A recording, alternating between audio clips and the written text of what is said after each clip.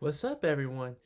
It's Nick, and I'm back with another video, and I'm here to talk about the NBA Finals again, as my Los Angeles Lakers are just one win away from the job being finished. And this is for Kobe Bryant, the late great Kobe Bryant. Rest in peace. This is very bittersweet. One more. The wait is almost over. But before we get any further, please remember to like this video and subscribe, and remember to hit the notification bell because it's the best way to show your support. Now let's cue that intro.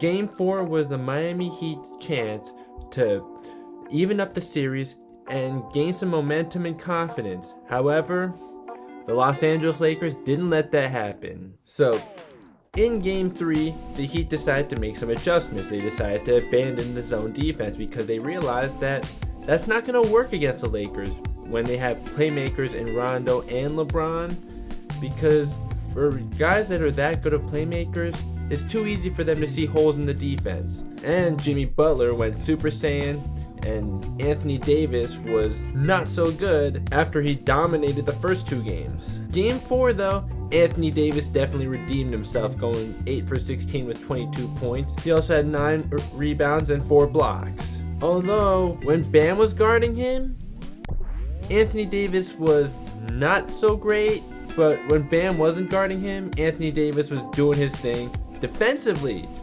he really gave Jimmy Butler a hard time. The Heat were actually able to figure out ways to get Anthony Davis to switch off of him, so Jimmy Butler wasn't terrible. He still scored 22 points. He was 8 for 17, which is 47%, which certainly isn't bad, and he was able to get 10 rebounds and 9 assists, so he was only an assist away from another triple-double. It just wasn't a 40-point triple-double like Game 3. Thanks to Anthony Davis, though, that Jimmy Butler didn't have another historic performance. And while 3 out of 4 games, Anthony Davis has done exceptionally well, especially the first 2 games. And I did say after Game 2 that I think that if I had a gun to my head, I'd pick Anthony Davis to win Finals MVP, but it really could go either way. But now, unless Anthony Davis has a historic Game 5, or if it goes to 6 games, if he has a historic clinching game, I'd definitely give it to LeBron. LeBron's averaging almost 28 points per game. And yes, Anthony Davis has been more efficient. I'll pull up Anthony Davis's shot chart from this series. Like, that's insane, isn't it? But LeBron's even getting more rebounds. And of course, well, this is expected that LeBron's getting more assists per game. And both of them are shooting well from 3. But Anthony Davis, like, 54.5% from 3. Whoa. And yeah, while the Heat are trying to dare LeBron to shoot the 3, he's making them. He's shooting 36% from 3, so that's not really working. Now, I did talk about what this meant for LeBron when the Lakers made the finals, and how this would pull him closer to Michael Jordan. And I'm tired of people trying to discredit LeBron. Like, come on, just appreciate him because he's that good, alright? I mean, sure, you don't have to like the guy, but don't just diminish his greatness just because you don't like him. That's just bias, and then you're making a fool out of yourself. And I'd also like to bring up an old Facebook post that I made back in 2013. This was actually towards the end of Game 7 of the 2013 Finals, because, man, this aged beautifully. Not only did it age beautifully, it's even more true now than it was back then. At least I think so. But anyways, you want to see this old Facebook post? Yeah, here you go. Because some people really do still think that LeBron James is not clutch, and that's just not true. That's one of the dumbest narratives to ever exist. Maybe even the dumbest one to ever exist. Just had to put that out there. Fun fact, he has 5 playoff buzzer beaters. Michael Jordan has 3.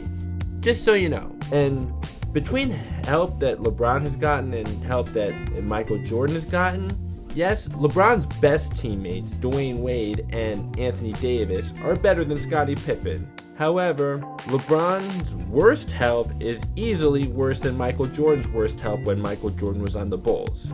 So I'd say that it evens out.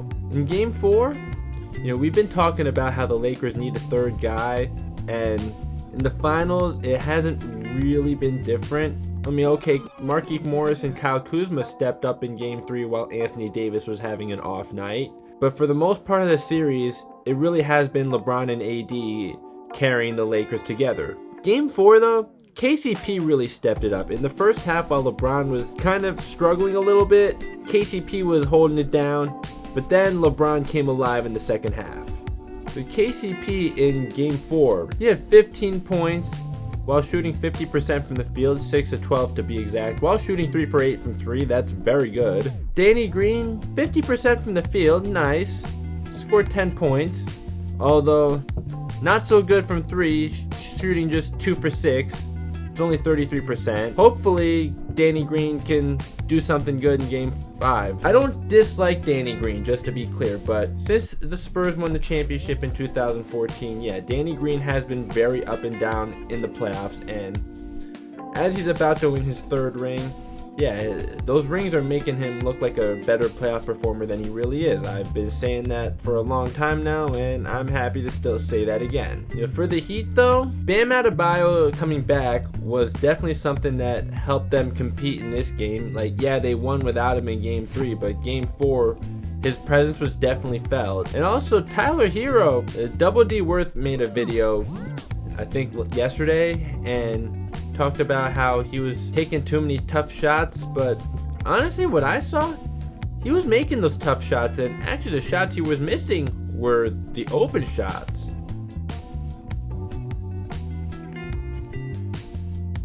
Now don't get me wrong, I'm not trying to say that he's a star player. In fact, I even said before that after the conference finals, while yes, he's got a bright future, no, he's not a star in my eyes yet. He did have a good game in Game 4 though.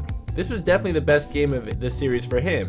And for a guy just 20 years old, where I do agree with Double D Worth, that kind of confidence at his age is pretty remarkable. And shot 8 for 18, which is pretty solid. And he scored 21 points, so we'll see what he can do in Game 5 to, at the very least, keep the Heat in the game.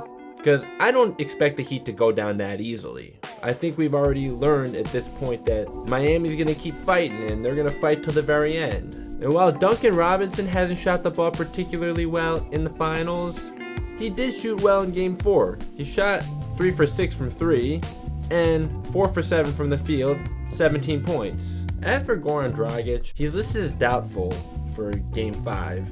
And honestly, I think that they may as well just shut him down. I don't think we're going to see him at all.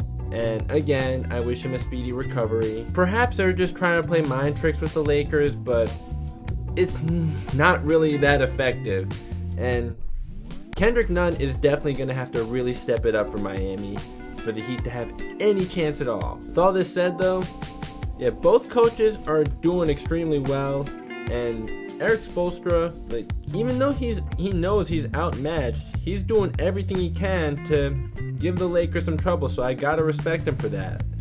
I've been giving him my respect for quite a while, and I'm gonna continue to do that. But still, let's go Lakers. Let's go win this thing. Let's raise that trophy again, and let's do it for Kobe. All right, got the Black Mamba jerseys and the Mamba seated jerseys for Game 5. Haven't lost in those jerseys yet. Let's not stop now, okay? That's the end. Make sure to like and subscribe and hit the notification bell, and I'll see you next time.